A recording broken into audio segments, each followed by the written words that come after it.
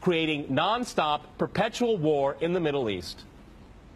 Well, I'm going to make this interesting and disagree with everyone. Okay. I do not accept the premise, which probably isn't too much of a surprise, but nonetheless, I reject the premise that the whole point of the so-called war on terror or investing in the Mujahideen was to somehow fight terrorism or to make a better world.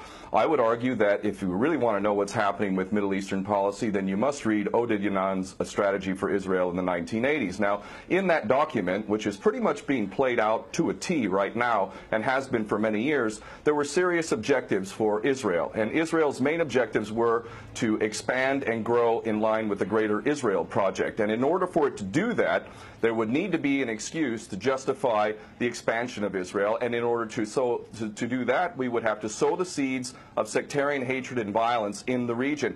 The number one target of this plan was Iraq. We've achieved that. That's not a failure. That's actually a success. Iraq is a failed state largely. It is an absolute basket case. Sectarian hatred is absolutely insane. We see the beheadings and all of this madness, and we think it's a disaster. No, it's not at all. In fact, it's all part of the plan to break up Iraq into 3 different states.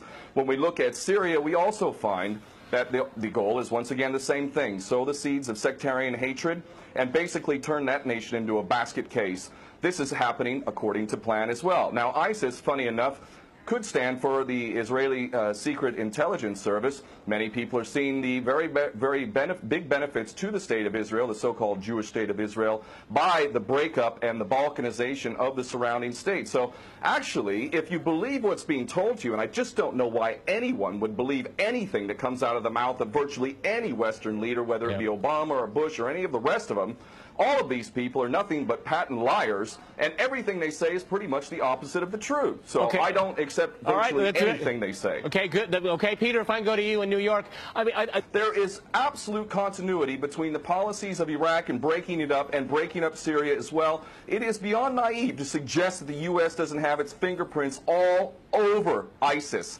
In fact, tell me this: why has ISIS never once, or al-Nusra Front or al-Qaeda, not once have they attacked Israel? In fact, ISIS militants are getting medical attention in the Golan Heights and in Israel itself. What does that tell you?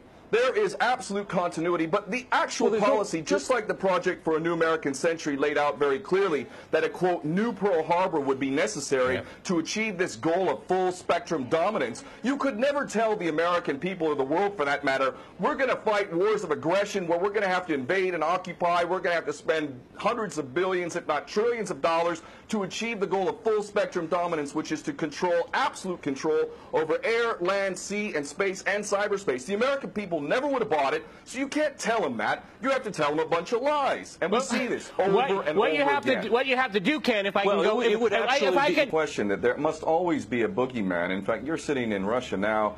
For 50 years plus, we were fighting this Cold War that really was an absolute charade to begin with. There never really was a threat of a Soviet invasion. And for decades, we spent insane amounts of money developing nuclear weapons to the point of really completely, totally collective insanity. And here we sit today in a world that threatens a third world war with a policy that is clearly intended to totally destroy Syria. Let's see what happens.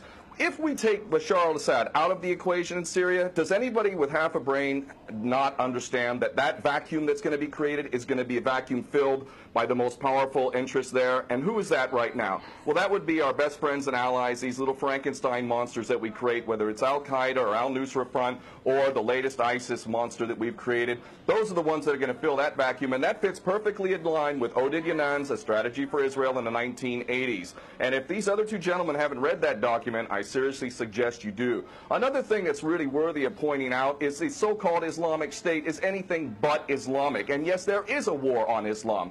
Islam is very understood by many Muslims around the world to be absolutely 100% forbidden for you to forcibly convert somebody to Islam or kill them. This is totally untrue. Back in the medieval times, when there was Muslim empires, it was an absolute understanding and policy amongst the Muslims who were in charge at that time that those who practiced whatever religion were allowed to continue practicing that religion, and they were not even forced to pay taxes into the Muslim empire itself. However, However, if people wanted to practice that religion, they would not be able to derive the benefits of the tax system and so on and so forth. The bottom line is no Muslim in their right mind would justify going in and literally executing men, women, and children simply because they don't convert to your religion. These people are not Islamic. They are creations of the monster, which is the empire of the United States and all its cohorts in Israel and England in particular.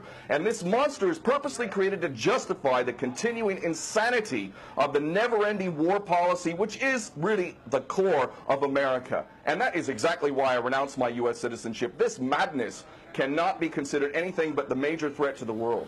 Okay, Peter, in New York, one of the things we've seen... Well, there are very obvious solutions. One is to arrest the traitors in the U.S. Congress and White House who have sworn to uphold the U.S. Constitution, and somehow the American people have sat by while the president has afforded himself the power to execute anyone, anywhere, anytime, for any American citizen to be detained without any due process of law, no representation, incognito, and theoretically he could be condemned to death by a military tribunal in secret and executed. All of this operating under supposedly the United States Constitution. So all of these traitors need to be arrested, first and foremost. When Netanyahu came to the Congress a couple years back, he received 29 standing ovations by these cowardly chicken hawk traitors. So the American patriots need to stand up and grab a pair and ultimately have some integrity and get rid of these traitors. Secondly, cut off all funding to Israel. Israel is a pariah state, a criminal state. It is committing active policies of genocide by the legal definition of the word according to Black's Law Dictionary. That country needs to be cut off right now. All of their attention needs to turn inward. Stop your little empire endeavors and full spectrum dominance and all of this sort of madness. Start taking care of your infrastructure back home. Start taking care of the American citizens who have worked their whole lives and now find themselves wondering how they're going to keep a roof over their head. All of that is very obvious and very sensible. Or America can continue to decline into an absolute total pariah state, hated and resented around the world, and maybe bring the whole world into World War III. I would prefer that we do the former instead of the latter, but ultimately we need some serious change in government, and that means getting rid of these traitors.